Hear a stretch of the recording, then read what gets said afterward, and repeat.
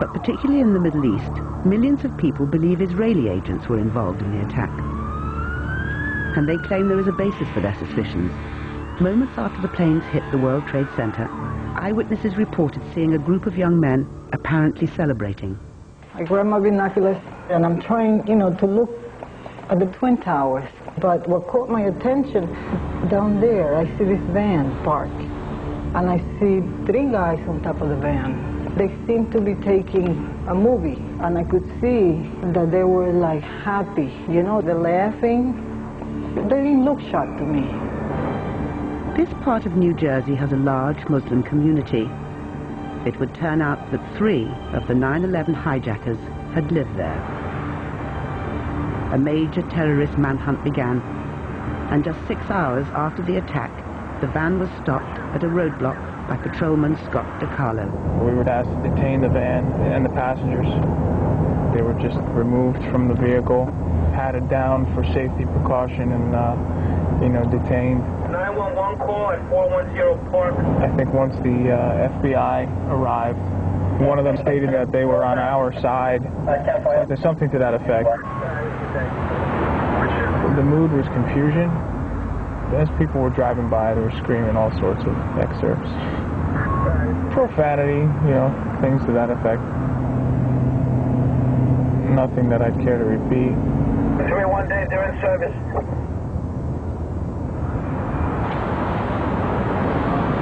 Over 2 months of interrogation began.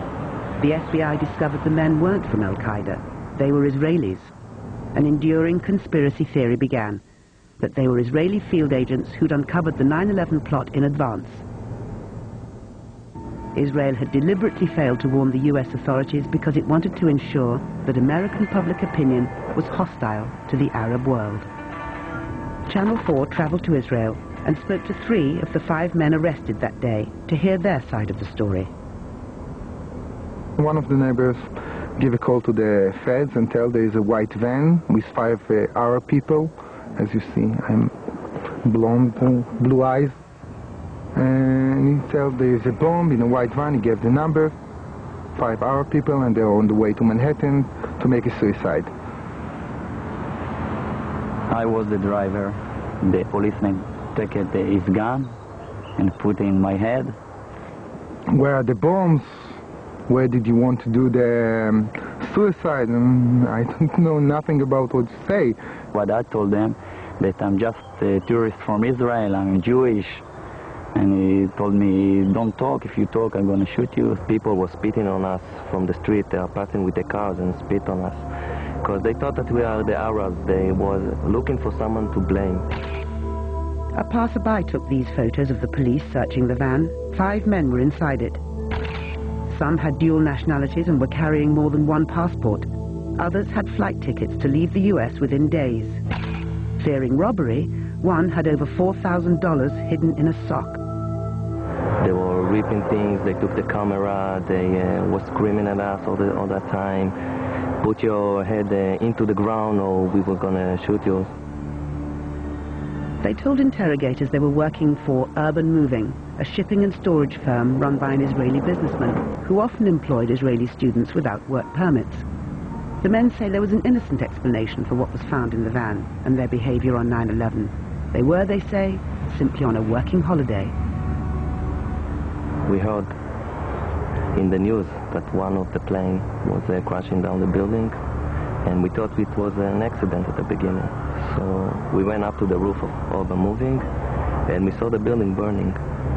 There is a better view from a building in Jersey that is up a hill, straight line to the World Trade Center. We decided to go up there. It's like 2-3 minutes from the office. Stand over there and take some pictures. Everyone wants pictures like this in his camera.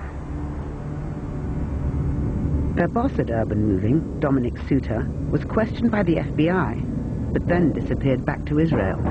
It left lots of unanswered questions and fueled suspicion about the 5 men. Investigators seized the firm's computers, and the investigation took on a new urgency with multiple lie detector tests. They continue to ask, did you No, the terrorists, did you know where they flew from? Did you know what they were supposed to do? The answer all the time is no, I don't know even what you talk about. The FBI wasn't satisfied. Channel 4 has learnt from intelligence sources that some of the men's names were already known to American counterintelligence. Paul Kurtzberg admitted serving in an Israeli army anti-terrorist unit. He refused to take a lie detector test for 10 weeks. I was serving in a special unit in the army, and it's not a big secret or something like that. But there are things that I have to keep to myself as loyal to my country. The story that the feds build is a very good story. When you hear their story, you start even to believe it inside. Okay, maybe I'm a spy. I'm sure that I'm not, but the story is so good, so maybe I am. Yuval Aviv is a counter-terrorism advisor to the US Congress, but was once a spy for Israel's secret service Mossad. He says urban moving was a front company for Israeli intelligence, and that some of its workers were spying illegally in the US. Israel has engaged in intelligence gathering in friendly countries. Some of it is done with permission, and some of it probably has been done without permission in areas that is vital to Israeli interest, where large Arab communities operate and live, where there's a lot of fundraising for terrorist activities in the Middle East. That's the old undercover. This is the old way of gathering intelligence, which America has not used. If a decision is being made to put a bomb under a building during and after a prayer on a Friday night in a mosque, you have to be in the mosque. You will not be able to do it from a satellite. Sources close to Israeli intelligence have told Channel 4 that urban moving produced no information that could have prevented 9/11. But whatever the truth of the conspiracy story, it's flushed out the possibility that Israel spies on America, its closest ally, an espionage tactic that both governments would prefer kept secret. There are certain type of information that and methods of collections that you don't want to share with the local host country. Systems that you use, contacts that you make, undercover operations that you penetrating other terrorist networks. Those types of information you don't share with anybody. The urban moving 5 were eventually deported to Israel for visa violations. Channel 4 understands, from sources close to US intelligence, that the condition of their release was that Israel promised not to spy in the US without permission. Then, as now, the Israeli government publicly denies it spies in the US.